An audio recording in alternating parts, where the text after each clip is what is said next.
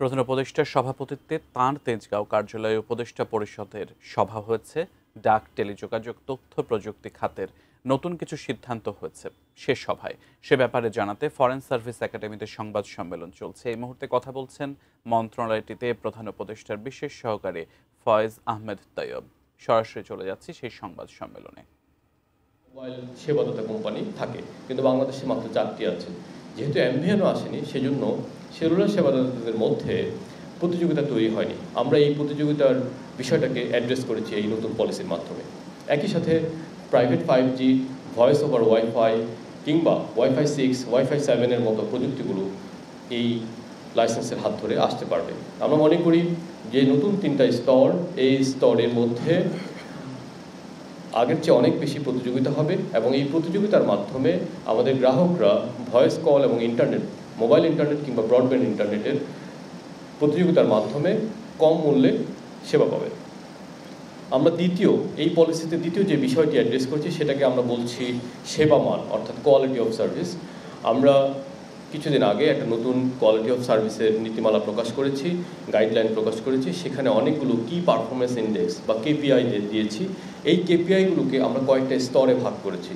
একটা হচ্ছে অ্যাক্সেসিবিলিটি, অর্থাৎ গ্রাহক মোবাইল নেটওয়ার্কে কত সহজে প্রবেশাধিকার পাবেন। একটা হচ্ছে রিটেইনেবিলিটি, আর একটা হচ্ছে ইন্টিগ্রিটি। অর্থাৎ এই বিষয়গুলোর মাধ্যমে আমরা দেখতে পাচ্ছি যে একটা কল সেট আপ করতে যাতে বেশি সময় না লাগে এবং তার কলটা সেট আপ হওয়ার পর সে যদি মুভ করে যে কোনো ট্রান্সপোর্টেশনে, বাসে, ট্রাকে বা যে কোনোভাবে, তাহলে তার কলটা ডিসকানেক্ট হয়ে যাবে না এবং একই সাথে তার যে কানেকশানের কোয়ালিটি ভালো থাকবে। তো সেজন্য আমরা বলেছি যে ব্রডব্যান্ড ইন্টারনেটের জন্য কোয়ালিটিটা হচ্ছে 15 Mbps এবং মোবাইল সেলুলার ইন্টারনেটের জন্য এটা 10 Mbps। আগে মেজার করা হতো না, অর্থাৎ পরীক্ষা করা হতো না, আমরা এখন পরীক্ষা করার ব্যবস্থা রাখছি। এবং একই সাথে আমরা বলছি শহরে এবং গ্রামে, পাহাড়ে এবং সমতলে, উপকূলে কিংবা উত্তরে আমাদেরকে একটা কাছাকাছি কোয়ালিটির সেবা বিন্যাস করতে হবে। এবং এই নতুন পলিসিতে আমরা বলেছি যে বর্তমানে দেশের মাত্র 20% মোবাইল টাওয়ারে ফাইবারাইজেশন পৌঁছেছে। আমরা বলেছি আগামী 3 বছরের মধ্যে এটাকে 80% পৌঁছাতে হবে। এবং একই সাথে আমরা বলেছি সারা দেশে শুধুমাত্র শহরে ভালো ক্যাপাসিটি দিয়ে গ্রামকে বঞ্চিত রাখার যে বৈষম্য, সেই বৈষম্য থেকে সরে এসে আমরা বলেছি সারা দেশের একটা কভারেজ লেয়ার রাখতে হবে এবং একাধিক ক্যাপাসিটি লেয়ার থাকতে হবে।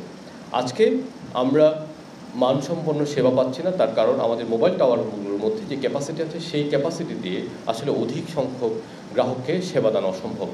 আমরা নতুন পলিসিতে এই বিষয়টা অ্যাড্রেস করেছি।